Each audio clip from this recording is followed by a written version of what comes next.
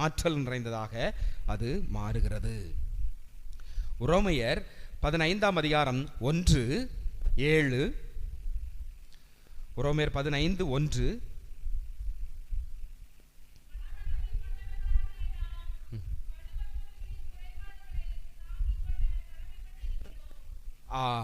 எப்படி தொடர்ந்து முதலிருந்து வாசிங்க.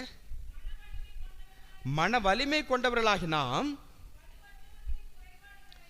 வலுவற்றவர்கள், நம்ம அன்றாடம் சந்திக்கக்கூடிய மக்கள் வலுவற்றவர்களுடைய குறைபாடுகளை தாங்கிக் கொள்ள கடமைப்பட்டிருக்கோம். நாம தாங்கிக் கொள்ளணும். அப்போ இது எல்லாமே வலுவற்ற நிலை தான் நாம பார்த்தோம். அதே போல மற்றவர்கள், நாம் சந்திக்கின்ற நபர்கள், அவங்களும் வலுவற்றவர்களாக இருப்பாங்க.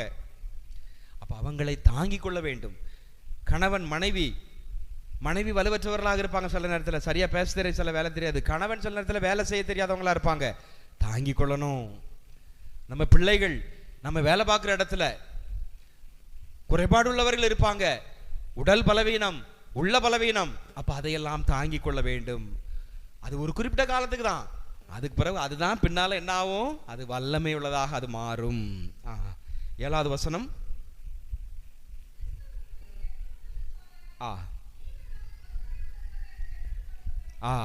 அப்போ நம்மளும் சில நேரத்தில் வலு குறைந்தவர்களாக தான் இருக்கிறோம்.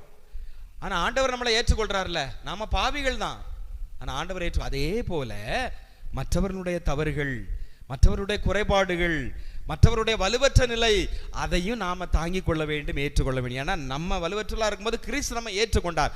அதே போல நாமும் பிறரையும் ஏற்றுக்கொள்ள வேண்டும். இதுதான் கிறிஸ்துமஸ் செய்தி. அன்புக்குரியவர்களே, இந்த வலுவற்ற ஒரு நிலைதான் வல்லமை உடையதாக அது மாறுகிறது.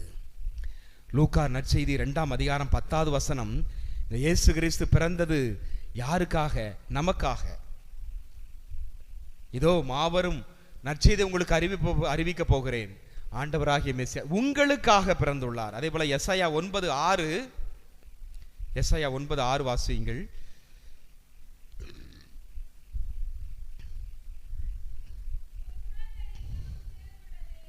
ஒரு குழந்தை நமக்கு பிறந்துள்ளது, நமக்கு தரப்பட்டுள்ளது. பார்த்தீங்களா? அப்போ நமக்காகத்தான் இந்த பாலன் இயேசு, இறைவன் நம்மை தேடி வந்தார், நம்மோடு உறவாட வந்தார்.